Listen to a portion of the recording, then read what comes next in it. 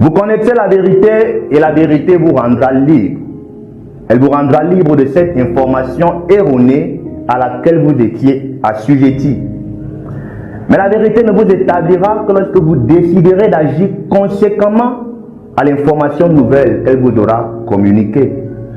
Bienvenue à la Revealed Knowledge School, votre plateforme d'enseignement et d'édification spirituelle. Je suis le révérend Dr Emmanuel Lévite et pour cette première sortie, nous allons nous intéresser à un sujet qui est cause de conflits et de scission parmi les frères. Un chrétien né de nouveau peut-il être pauvre? La pauvreté est-elle la conséquence d'une malédiction pour le chrétien de la nouvelle alliance? Voilà les questions auxquelles nous allons apporter des réponses à la lumière des Saintes Écritures.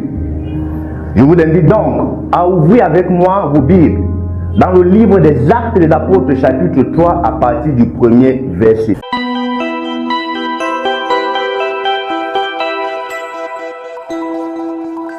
Pierre et Jean montaient ensemble au temple à l'heure de la prière. C'était la 9e heure.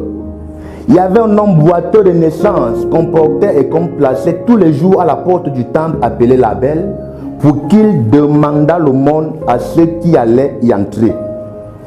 Pierre, de même que Jean, fixa les yeux sur lui et dit: regarde-nous.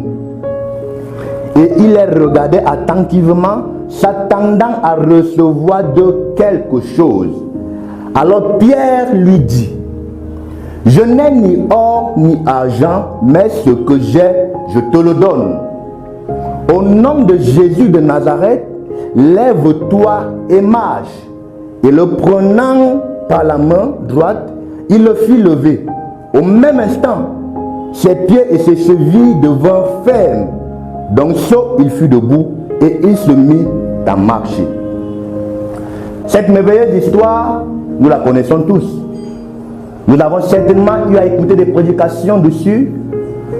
Nous avons certainement eu à faire des méditations personnelles dessus. Et pour notre interrogation de ce jour, elle va nous être d'un très grand apport. Il faut rappeler que Pierre, qui ici s'exprime, a fait 3 années de discipulat auprès de Jésus. Il a fait l'expérience de la Pentecôte. Il est donc pleinement rempli de l'Esprit de Dieu. D'ailleurs, il a annoncé l'évangile et 3000 âmes ont été sauvées.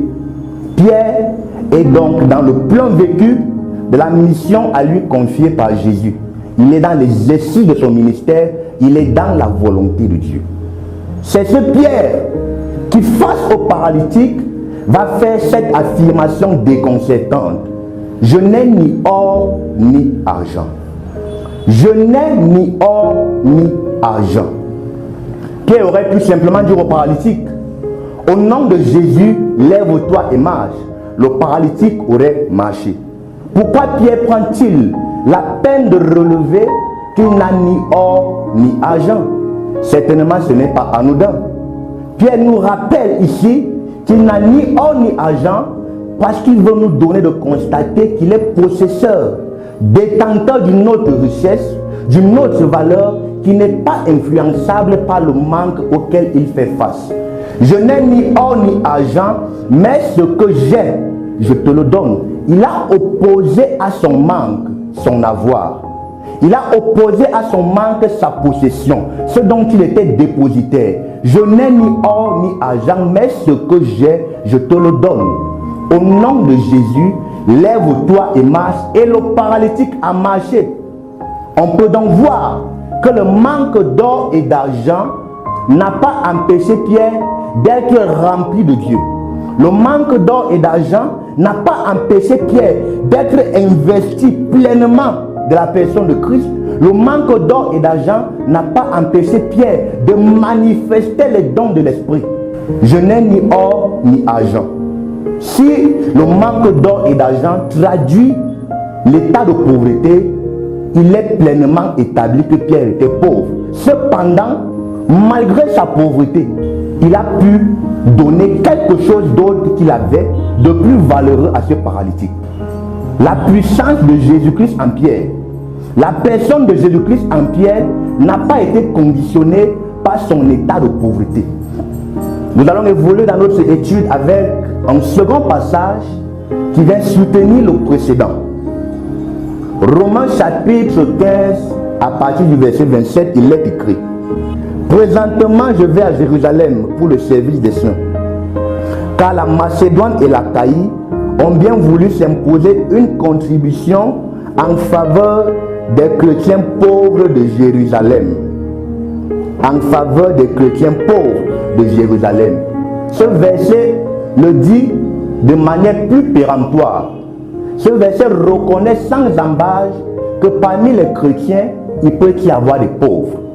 L'apôtre Paul qui ici s'exprime nous fait comprendre qu'à Jérusalem où il se rendait, il y avait des chrétiens pauvres qui ont eu besoin de l'assistance d'autres chrétiens de l'Achaïe et de la Macédoine. J'ai donc une question pour nous tous. Ces chrétiens de Jérusalem étaient-ils des moindres chrétiens parce qu'ils étaient pauvres? Ces chrétiens de Jérusalem étaient-ils moins aimés de Dieu parce qu'ils étaient pauvres? Aucun non.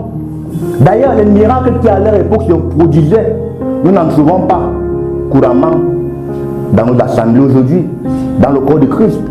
On ne voit pas les mêmes miracles. Ou encore nous voyons très peu les mêmes miracles qui se produisaient à l'époque de ces chrétiens de Jérusalem qui étaient pauvres. On peut donc voir que la condition sine qua non pour appartenir à Jésus-Christ n'est pas l'état de richesse. Je prends soin d'utiliser le mot état parce que être riche est un état.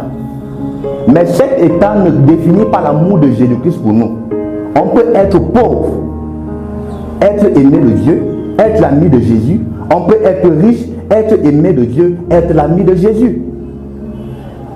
La Bible nous rappelle dans le livre de 1 Samuel chapitre 2, dans le verset 7, que l'Éternel enrichit et l'Éternel appauvrit.